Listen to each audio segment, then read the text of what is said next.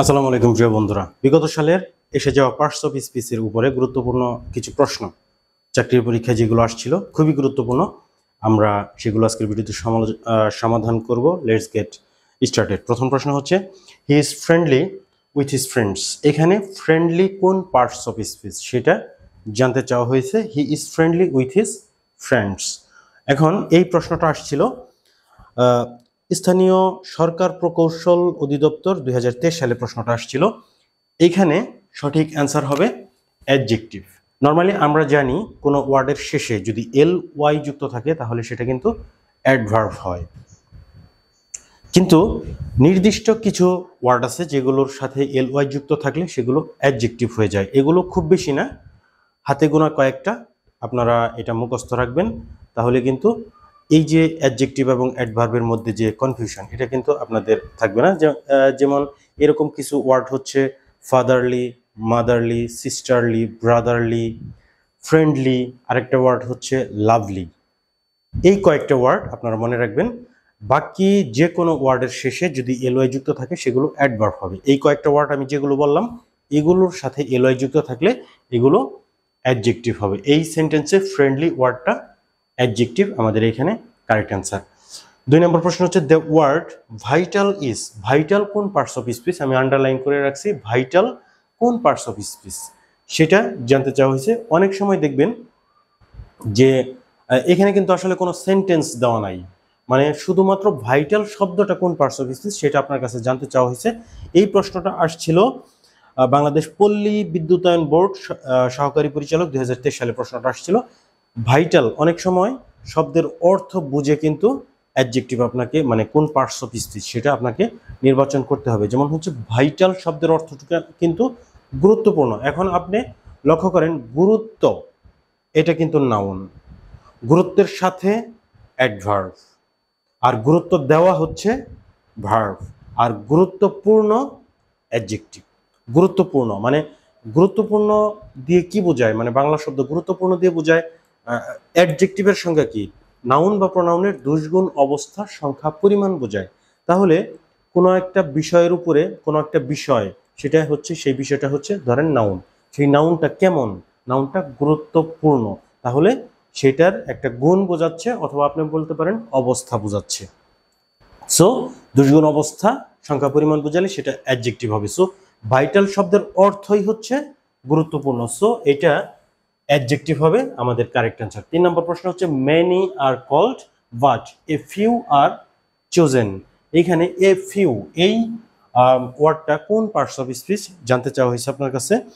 এটা আসছিল PHC non cadre, সংসদ সচিবালয়ের ব্যক্তিগত কর্মকর্তা। এই দুইটা পরীক্ষায় 2023 সালে প্রশ্নটা আসছিল যে মেনি আর কল্ড, অনেককেই ডাকা হয়েছিল, বাট কিন্তু এ ফিউ আর চুজেন, অল্প কিছু সংখ্যক লোকজনদেরকেই বাছাই করা হয়েছিল। এ ফিউ কোন পার্টস অফ স্পিচ? দেখেন মেনি আর কল্ড, অনেককেই ডাকা হয়েছিল। অনেককেই ডাকা হয়েছিল বলতে অনেক লোকজনদেরকে ডাকা হয়েছিল, কিন্তু তাদের মধ্য থেকে অল্প কয়েকজনকে বাছাই করা হয়েছিল।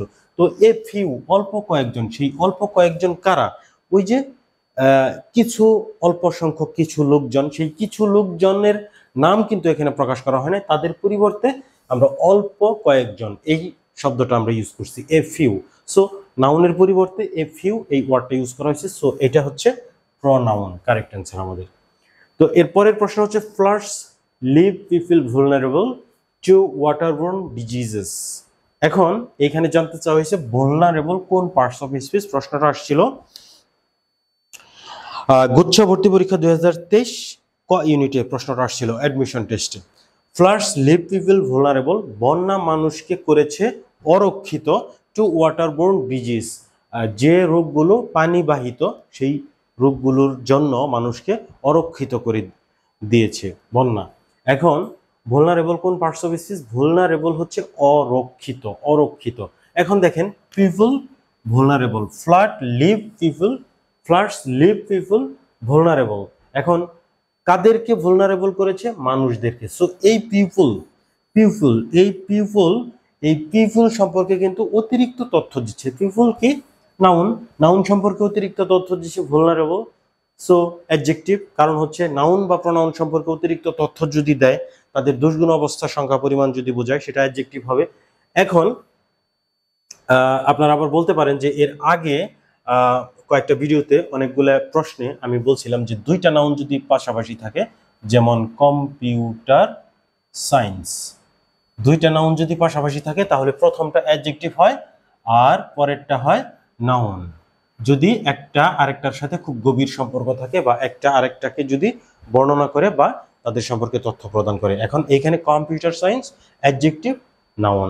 এইখানে আপনারা সেই সূত্রে আপনারা বলতে পারেন পিপল ভুলনারেবল, তাহলে এটা তো অ্যাডজেক্টিভ হওয়ার কথা, এটা তো নাউন হওয়ার কথা না। কারণ হচ্ছে দেখেন এই দুইটাই কিন্তু নাউন, কিন্তু এই দুইটাই কিন্তু নাউন না। আমি কিন্তু বলছি যে দুইটা নাউন পাশাপাশি থাকলে একটা আরেকটাকে বর্ণনা করলে প্রথমটা অ্যাডজেক্টিভ, কিন্তু এখানে কিন্তু দুইটা নাউন না, এখানে পিপল নাউন, ভুলনারেবল কিন্তু কোনোভাবেই কিন্তু এটা নাউন না। কারণ ভিএলই যদি শেষে থাকে সেটা অ্যাডজেক্টিভই হয় নর্মালি। সো এখন দেখেন যে পিপল ভুলনারেবল, এই পিপল সম্পর্কে অতিরিক্ত তথ্য দিচ্ছে ভুলনারেবল, লোকজনদের অবস্থা কেমন, মানে নাউন, পিপল নাউন, এই লোকজনদের তাদের অবস্থা কেমন, ভুলনারেবল, অরক্ষিত অবস্থা। সো এই ওয়ার্ডটা নাউন সম্পর্কে অতিরিক্ত তথ্য দিছে। সো এই ভুলনারেবলটা হচ্ছে আমাদের সঠিক উত্তর, অ্যাডজেক্টিভ। আশা করি বুঝতে পারছেন। আপনারা কমেন্ট করে জানাবেন আপনাদের সমস্যার কথা। যদি ভিডিওতে বুঝতে কোনো সমস্যা হয় আমি লাইভ ক্লাসে প্রয়োজনে সমাধান করার চেষ্টা করব। নেক্সট প্রশ্ন হচ্ছে the program was broadcast live, live কোন পার্টস অফ স্পিচ সেটা আপনার কাছে জানতে চাওয়া হয়েছে। এই প্রশ্নটা আসছিল মাধ্যমিক ও উচ্চ শিক্ষা অধিদপ্তর 2023 সালে আসছিল এবং গণপূর্ত অধিদপ্তরে কিন্তু 2011 সালে আসছিল এই প্রশ্নটা। The program was broadcast live, live কোন পার্টস অফ স্পিচ, লাইভ নিঃসন্দেহে একটা অ্যাডভার্ব।